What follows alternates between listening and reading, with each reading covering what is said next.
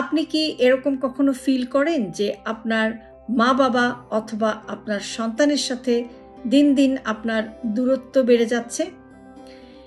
Formally এটাকে আমরা যে নামে বলে থাকি সেটা হচ্ছে জেনারেশন গ্যাপ।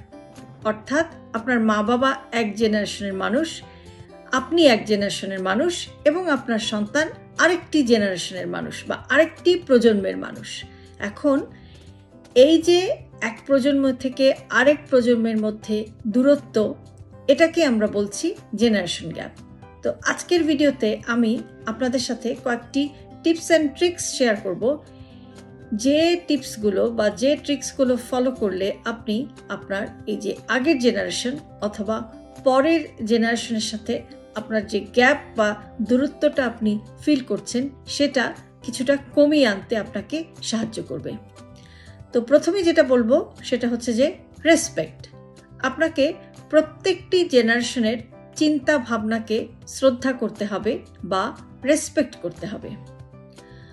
আর্গুমেন্টে না জড়িয়ে আপনার বাবা মা কি বলছে, তাদের মতামতটা কি সেটা একটু বোঝার চেষ্টা করুন এবং আপনার সন্তান কি বলছে, তাদের মতামত কি সেটাও একটু বোঝার চেষ্টা করুন।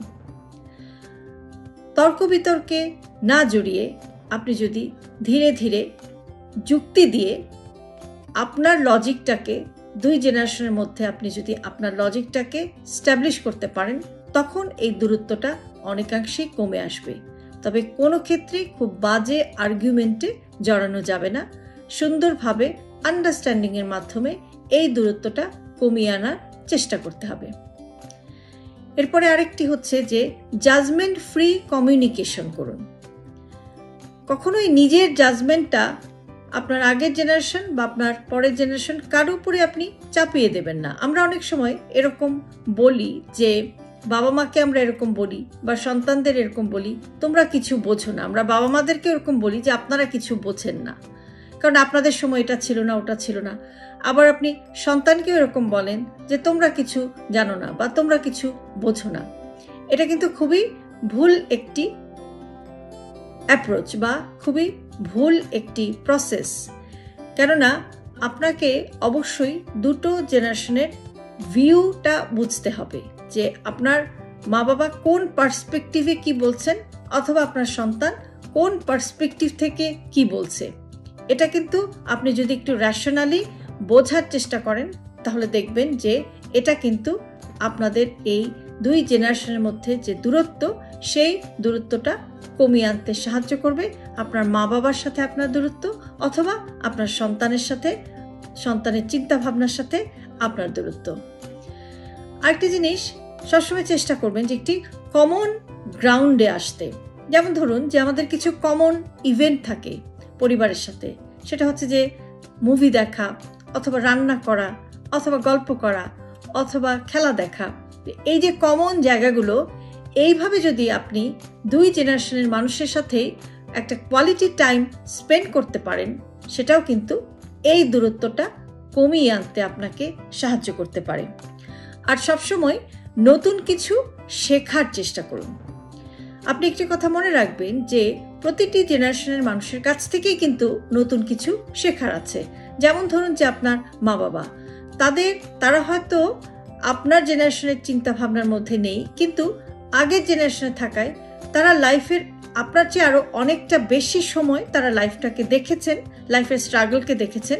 সুতরাং তাদের যে অভিজ্ঞতাটা, সেই এক্সপিরিয়েন্স বা অভিজ্ঞতা থেকে কিছু লেসন নেওয়ার চেষ্টা করুন, যেটা আপনি আপনার জীবনে অ্যাপ্লাই করতে পারেন। অথবা আপনার সন্তানের কাছ থেকেও কিন্তু শেখার আছে। আমরা অনেক সময় মনে করি যে সন্তান, সে তো ছোট, তার কাছ থেকে আমি কি শিখবো, তার অভিজ্ঞতার চেয়ে আমার অভিজ্ঞতা বেশি। এটা একটা ভুল ধারণা। বিশেষ করে আজকাল এই জেনারেশনের বাচ্চারা বা এই জেনারেশনের ছেলেমেয়েরা, আমাদের যারা সন্তান, আমাদের চেয়ে যারা ছোট, তারা কিন্তু ডিভাইসে অনেক স্মার্ট, টেকনোলজিতে তারা অনেক স্মার্ট, ইনফরমেশনে তারা অনেক স্মার্ট। তাদের হাতে কিন্তু পুরা ওয়ার্ল্ডটা আছে।